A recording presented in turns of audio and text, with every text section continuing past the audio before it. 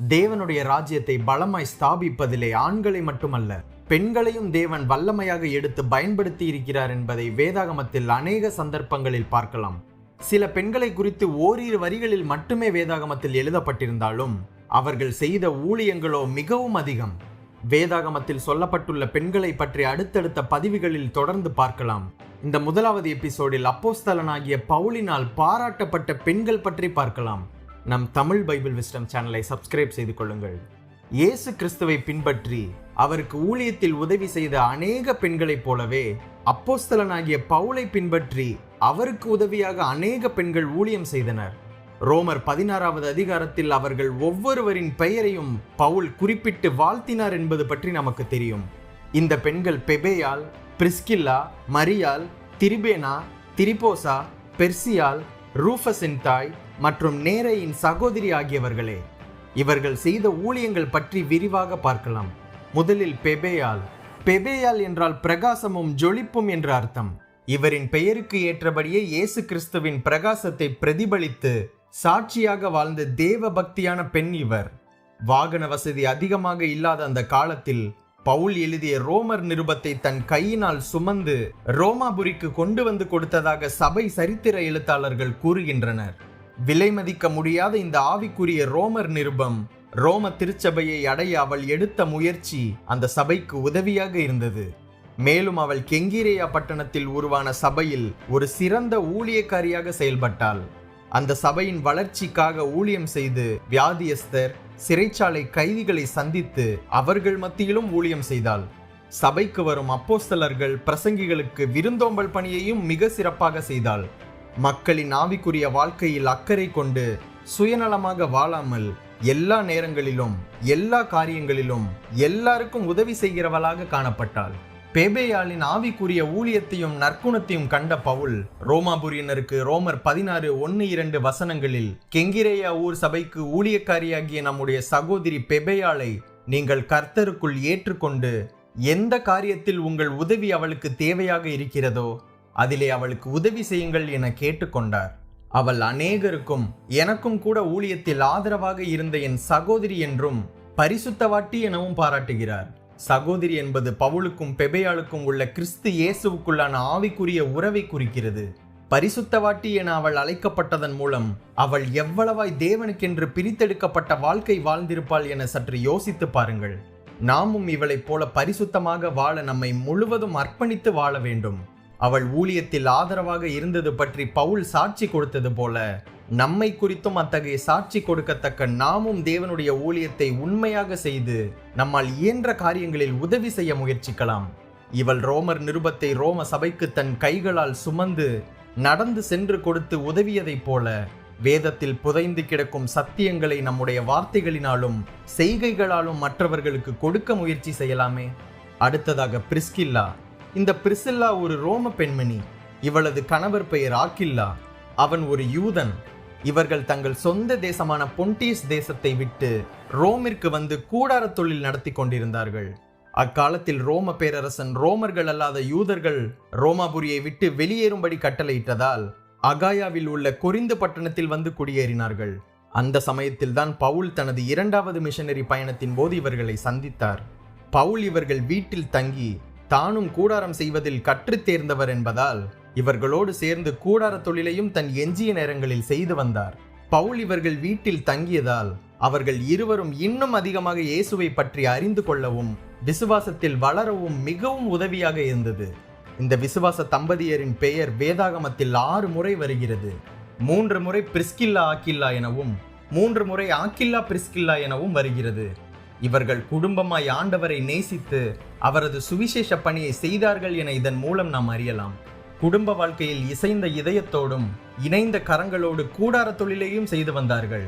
மனைவியாய் இருக்கிற எவரும் தன் கணவனோடு இணைந்து இவர்களைப் போல செயல்பட வேண்டும் என்பதே இவர்கள் மூலம் நாம் கற்றுக்கொள்ளும் ஒரு பாடம். கணவனாகி ஆக்கில்லாவை விட பிரிஸ்கில்லா தான் அதிகமாக ஆவிக்குரிய அனுபவம் உடையவளாக இருந்திருப்பாள். ஊழியத்திலும் இவளிடம் அதிக வாஞ்சை காணப்பட்டதாக தெரிகிறது. அதனால்தான் பிரிஸ்கில்லா ஆக்கில்லா என்று வேதத்தில் ஆவியானவர் அவளை முதன்மைப்படுத்தி எழுதி வைத்திருக்கிறார். இந்த தம்பதியருக்கு பிள்ளைகள் இருந்ததாக வேதம் கூறவில்லை.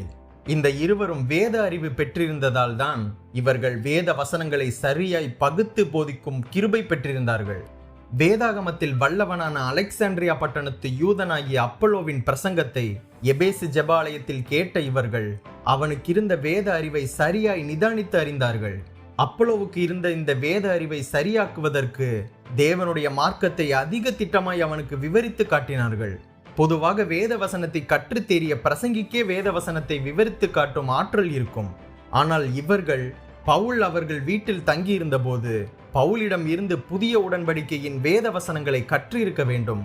பவுலடியாரை ஏற்றுக்கொண்டது போல அப்பல்லோவையும் இவர்கள் தங்கள் வீட்டிற்கு அழைத்து சென்று உபசரித்தது மட்டுமல்லாமல் தேவ அறிவையும் கொடுத்து பணிவிடை செய்த சிறந்த தம்பதியர் இவர்கள்.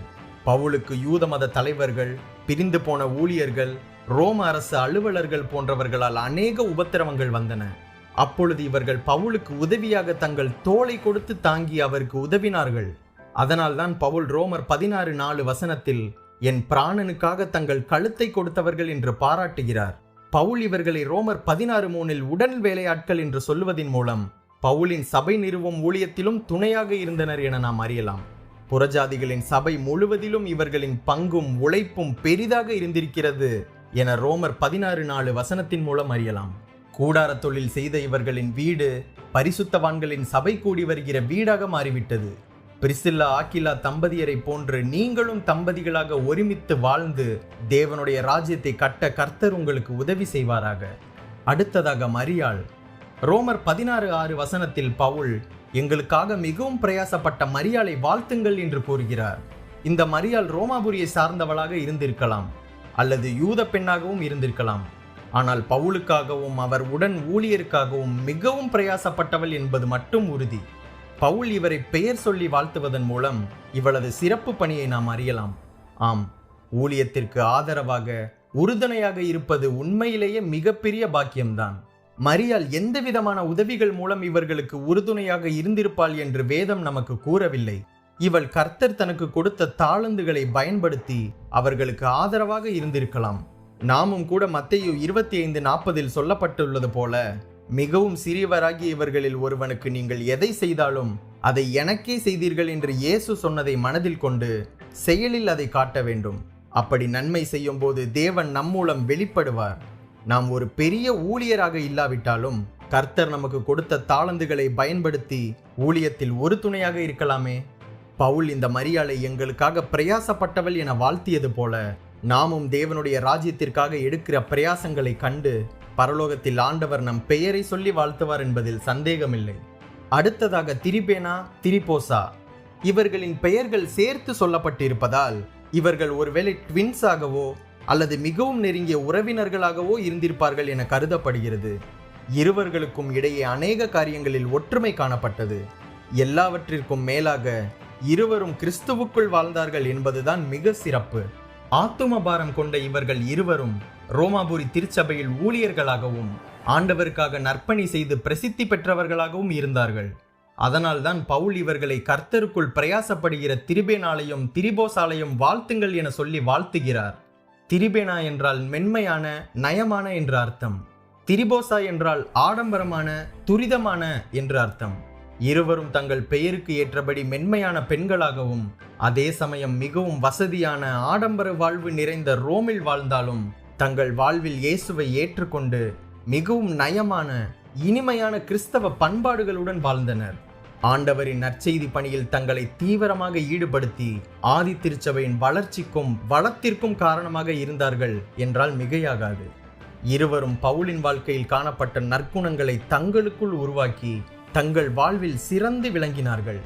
ரோம பேரரசின் அரண்மனையிலும் இவர்கள் செய்த ஊழியத்தினால் ஆண்டவரை ஏற்றுக்கொண்ட விசுவாசிகள் இருந்தார்கள்.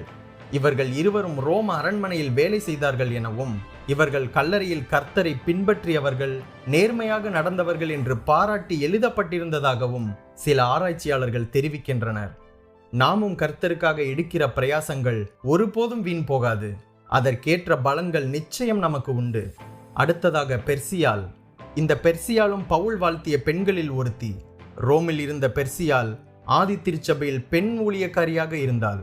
இவளை குறித்து கூடுதல் விவரங்கள் வேதத்தில் இல்லை. ஆண்டவரை நேசித்து அவருக்காக சிறப்பாக உழைத்து கடுமையாக பாடுபட்டு சாட்சியுள்ள வாழ்க்கை வாழ்ந்தவள் இவள்.